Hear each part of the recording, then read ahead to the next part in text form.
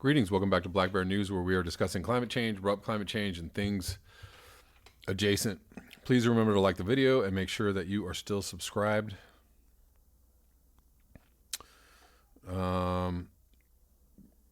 Many things to cover, as always. An absolute deluge of climate change news and information and whatnot, so I try to just sort through what I can and bring you things that I believe might be pertinent, or things I find interesting, or etc. The reason fossil fuel companies are finally reckoning with climate change. This is from Time. And let me just see how long this is, first of all. Oh yeah, it's long. I didn't realize it was in Time. As soon as I saw the site it was from, I was like, uh-oh, this is a book.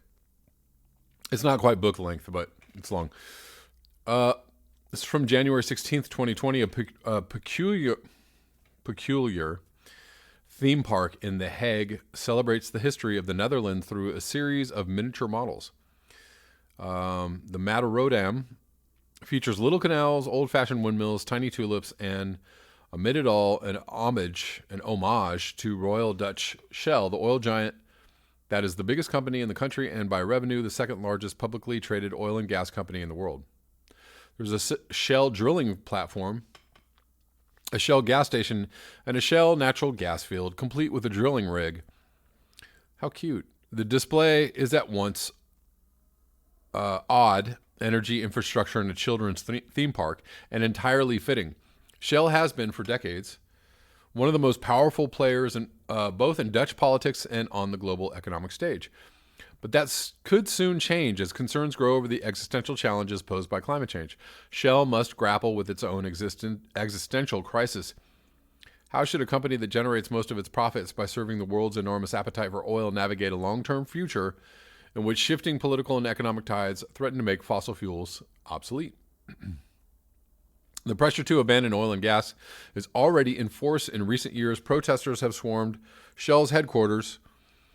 Advocates representing 17,000 Dutch citizens have sued the company, and powerful investors successfully coerced executives to say they will reduce emissions. In 2015, countries around the world promised to aggressively tackle greenhouse gas emissions in order to meet the target laid out by the Paris Agreement, goals that require buying and burning significantly less oil and gas.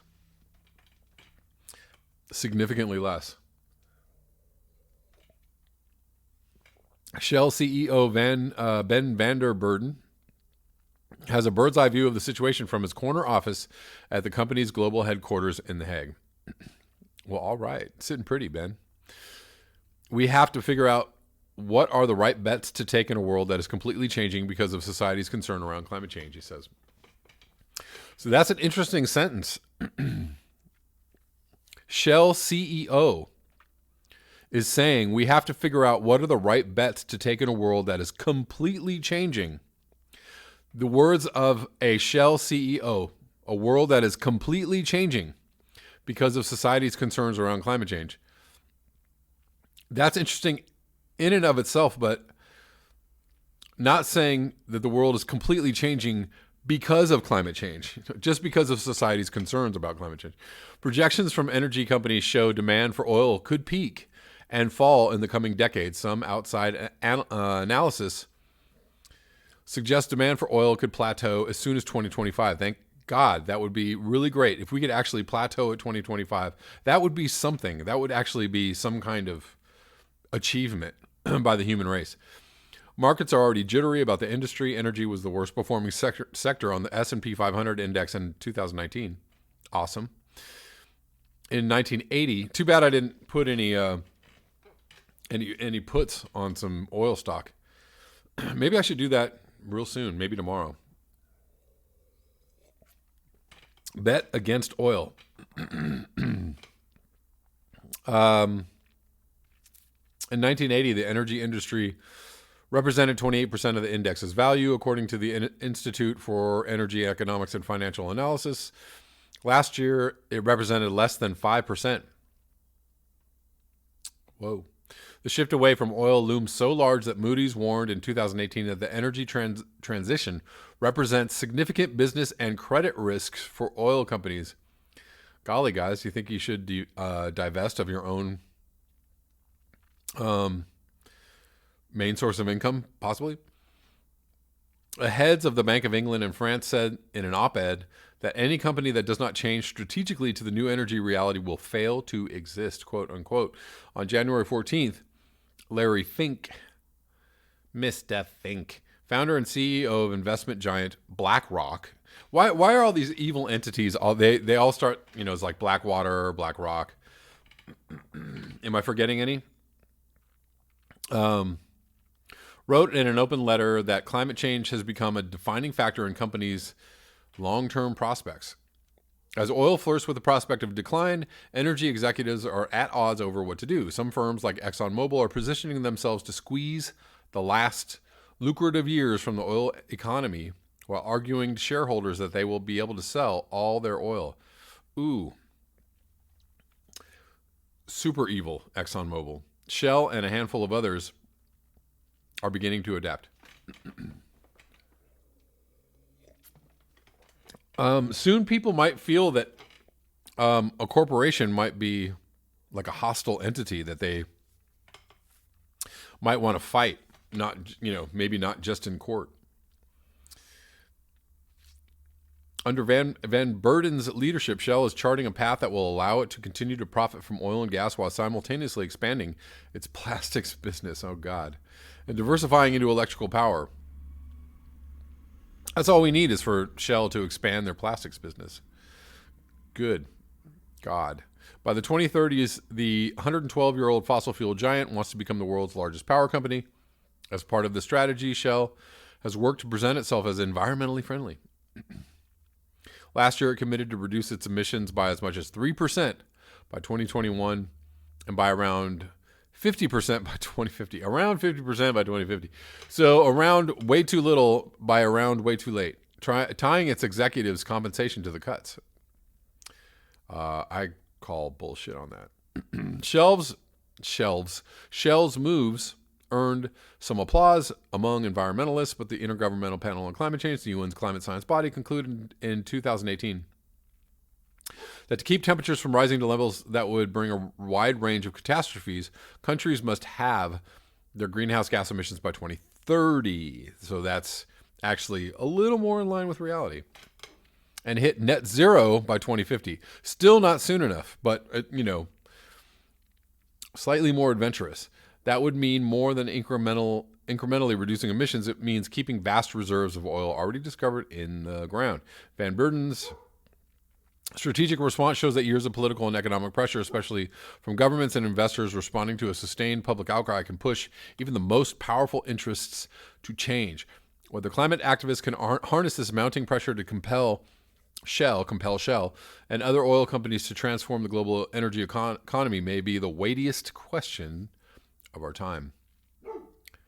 I'm not going to read this whole thing, guys. I've already gotten deep into this video, but I wanted to kind of just get into it a little bit, and I'll post the rest. You guys can finish this below. But continuing on, executives at Shell knew decades ago that burning fossil fuels would cause the planet to warm, and that once climate change became a global issue, their firm would need to change. Last year, I sat down with Van Beurden for a wide-ranging interview and asked him how he felt about Shell Knew, the activist mantra that accuses the company of failing to act on climate change despite knowing the consequences. He was sanguine. Yeah, we knew. Everyone knew, he said, and somehow we all ignored it.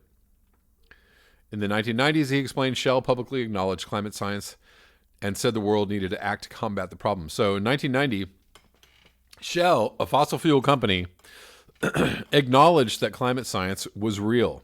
For all you deniers, grand solar minimumers, all your climate is changingers, all your, I don't know what else. What else is happening? What else are people saying that is causing this? Whatever, the solar system's warming. People, I don't know, whatever. They acknowledged climate science and that it was a problem. But at the time, they were not making it up. They weren't like, at the time, neither the demand for oil was growing like gangbusters to fuel. At the time, neither governments nor consumers seemed too concerned about emissions, and the demand for oil was growing like gangbusters to fuel global economic expansion. So the company dutifully responded to market demands. It produced and sold oil to turn a profit. Nearly 3 decades later, Shell's business model is shifting by the same market-driven calculus, despite advertising that depicts the oil giant as environmentally friendly. Its decision to reduce reliance on oil is not born of benevolence. It's reacting to market forces. A 2019 McKinsey report predicts that declining gas consumption in the transport sector because of factors like fuel efficiency and electrification could lead oil demand to begin decreasing in the early 2030s. The future of energy needs to evolve as something else, Van Burden said, and we find a role for ourselves in it. All right, that's all I'm going to... oh, golly, maybe I'll read this. A couple more. Climate, the shift away from oil is not just a macroeconomic calculation. In 2018, Climate Action 100 Plus, that's a great name, powerful group of global investors that now represents $41 trillion in assets, delivered an ultimatum. Either Shell committed to short-term emissions reduction targets, or it risked losing the support of some of its largest shareholders. While Climate Action 100 Plus held little formal power over Shell, the investors could wreak havoc within the company by opposing management and shareholder votes, a process where shareholders can force management to take specific actions. In an extreme case, the investors could ditch their Shell stock, which would undermine share prices, tank the company's valuation, and drag down executive pay. What are you waiting for, guys? You got the red button. Press it. Politics might be pretty confused and babbling at the moment, said Ann Simpson, director of global governance at CalPERS, the largest public pension fund in the U.S., and a steering committee member at Climate Action 100 Plus. But money talks.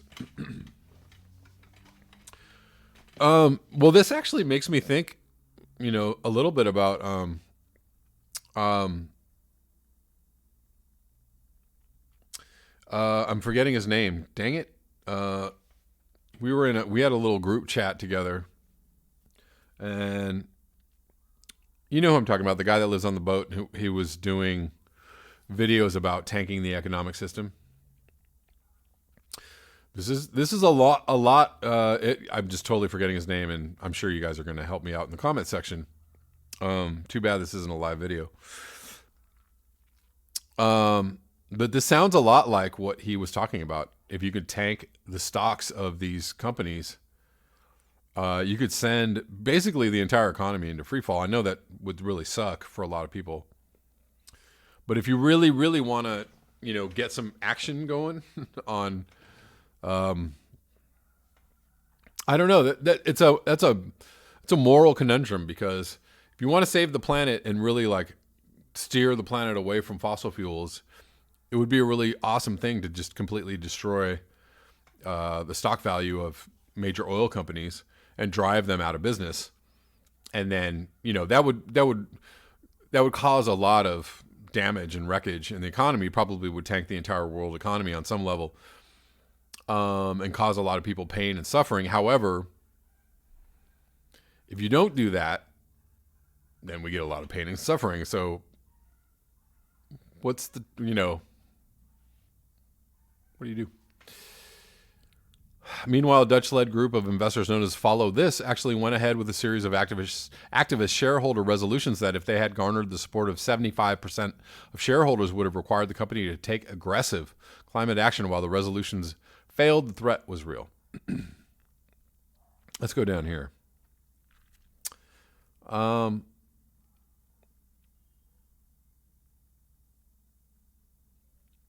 Well, it's all a matter of like what happens first. Does the economy crater? Does climate change cause the economy to crater? What is in store for us? Okay, moving on. That's all I can read of that, but you guys get the general gist. Welcome to so I've been meaning to read this. This is from Kevin Hester. January 1, 2020. Welcome to the 2020s, the final decade of the failed human experiment. The late, great Albert Bartlett, in a seminal presentation titled The Exponential Function, said one of the greatest shortcomings of the human race is our inability to understand the exponential function. Most people know the expression, but don't truly grasp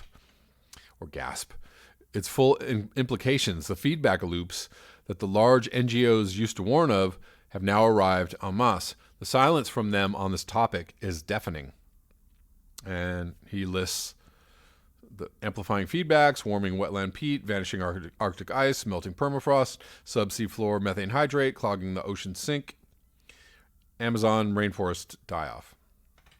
We are now in a non-linear stage of unraveling of the biosphere, and we are witnessing cascading events that are and will domino across the entire biosphere at an ever-accelerating rate.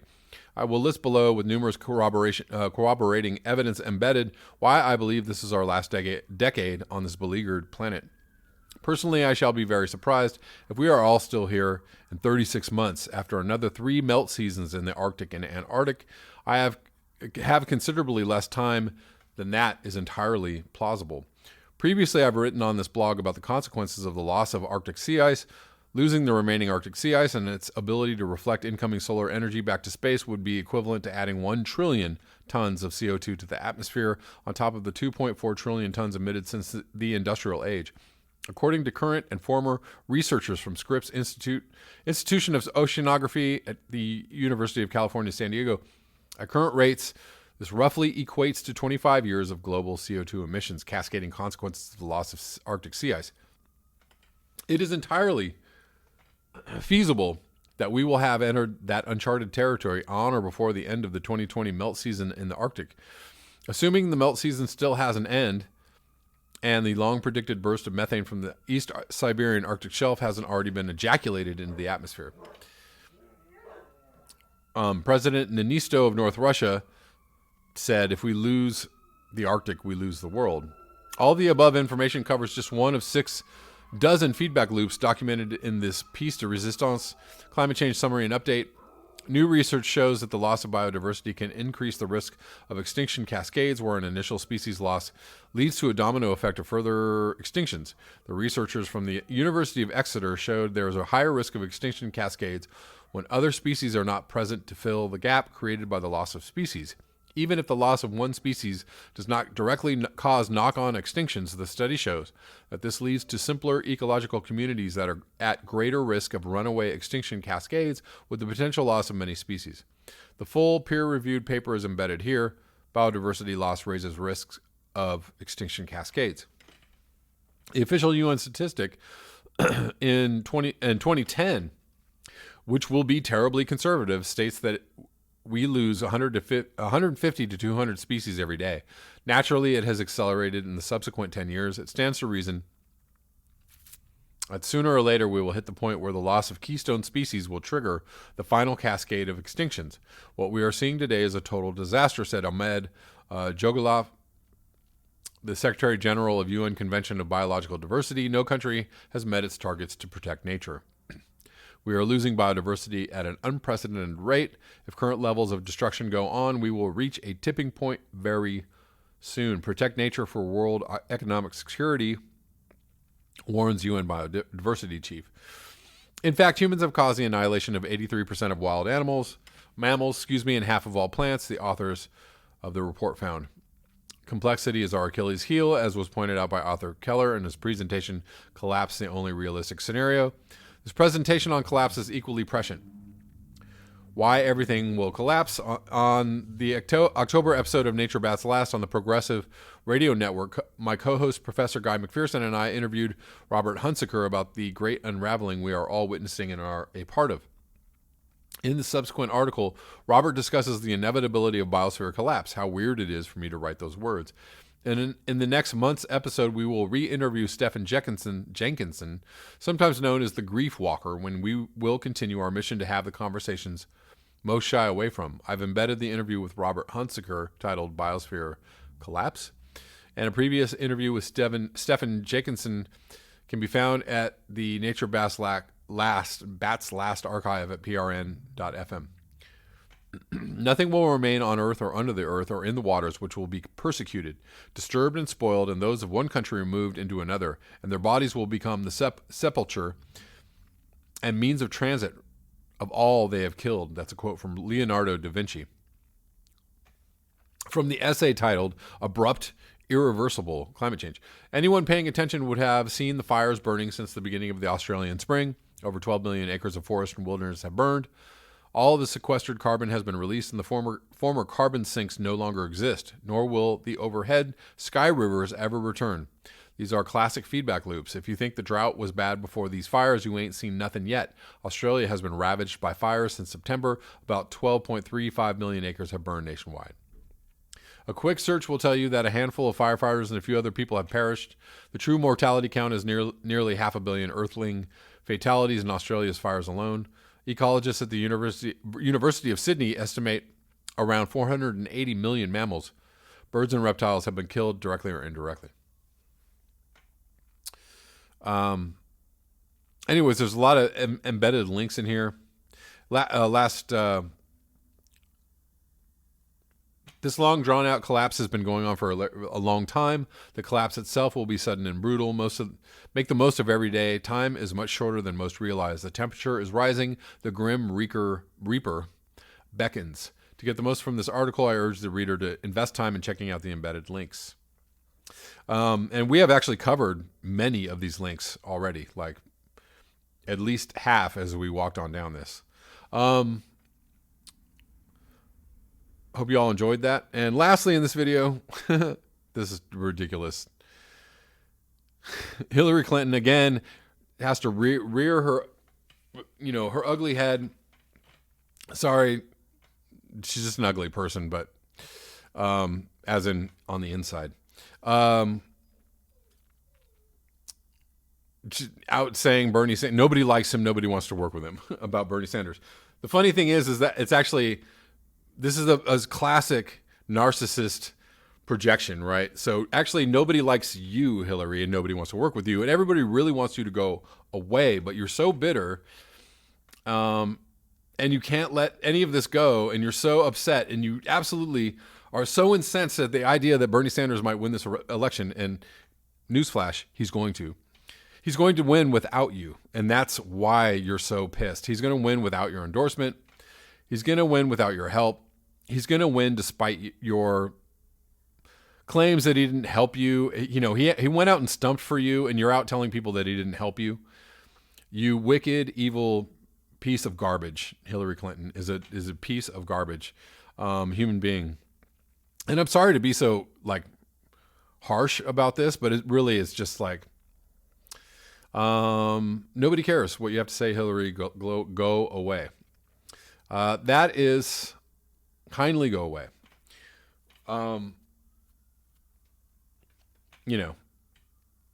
Say all those same things could be said about Trump. So whatever, just walking piece of human garbage. But he won the last election, and Hillary did not, and she's still running around trying to appeal to people who care, and more and more people don't care. Thank you so much for your eyes, your ears, and your conscience. If you would like to support this channel, you can do so with the links below. Until next time, peace.